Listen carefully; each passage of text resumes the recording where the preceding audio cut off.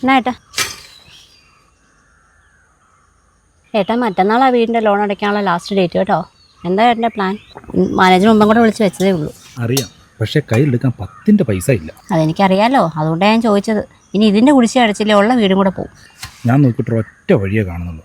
ആശുപത്രി രാഘവൻ്റെ അടുത്ത് നിന്ന് കുടിശ്ശിക അടയ്ക്കാനുള്ള കാശ് കടം വാങ്ങുക. ഏത് ബ്ലേഡ് രാഘവനോ? പുള്ളി അതിന് ആശുപത്രിക്കാലത്ത് മാത്രമല്ലേ പലിശ കടം കൊടുക്കുള്ളൂ. അതെനിക്കറിയാം, പക്ഷെ ഞാൻ നോക്കിയിട്ട് അത് ഒറ്റ വഴിയേ ഉള്ളൂ. അതിന് നമുക്ക് കുഴപ്പമൊന്നുമില്ലല്ലോ ഏട്ടാ. കുഴപ്പമൊന്നുമില്ല, പക്ഷെ നീ വിചാരിച്ച കാര്യം നടക്കും. പൊക്കോണം. ആ നിങ്ങൾ വീടിൻ്റെ ലോൺ അടച്ചു തീർക്കാൻ നോക്ക്.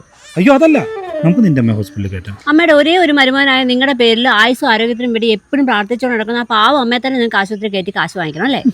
അറിയാഞ്ഞിട്ടാണോ? വേറെ വഴിയില്ല. ഞാൻ ചെന്നാൽ കാശ് തരില്ല. നീ ചെല്ല, നിന്റെ അമ്മയുടെ കാലൊടിഞ്ഞ് കിടക്കുക, ഇച്ചിരി കാശ് കടന്നേരം പറ. ഞാനോ? അത് വേണോ ഏട്ടാ? എൻ്റെ പാവം അമ്മയെക്കുറിച്ച്. ചെല്ലടി.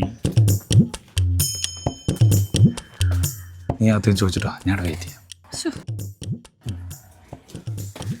രാഘവൻ ചേട്ടാ കേറുവാ. കേറുന്നില്ല ഏട്ടാ, എനിക്ക് കുറച്ച് കാശിന്റെ ആവശ്യം ഉണ്ടായിരുന്നു. ഓക്കെ, അറിയാം മോളെ, നീ കേറുവാ.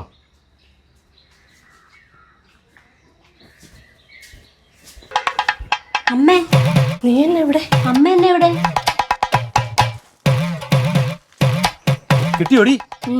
കാലൊടിഞ്ഞ് കിടക്കുന്ന നിങ്ങളുടെ അമ്മായി മതി അകത്ത് വന്ന് ഇരിപ്പുണ്ട്. എന്തിന്? കാശ് വേണം ചോദിക്കാൻ. അമ്മയുടെ മരുമന്റെ കാലൊടിഞ്ഞേക്കുവാ, ഡിസ്ചാർജ് ചെയ്യാൻ പൈസ വേണമെന്ന്. 7 നേരം ഒരേ ഒരു മരുമകനായി എൻ്റെ ആയുസ്സിനും ആരോഗ്യത്തിനു വേണ്ടി തന്നെ പ്രാർത്ഥിച്ചുകൊണ്ടിരിക്കുന്ന ആ പാവം നിന്റെ അമ്മ, എൻ്റെ അമ്മായിമ്മ എങ്ങാനും വീട് ജപ്തിയാലോ ആ തള്ളയുടെ ഞാൻ പന്നിപ്പടക്കം വെച്ച് കൂട്ടി.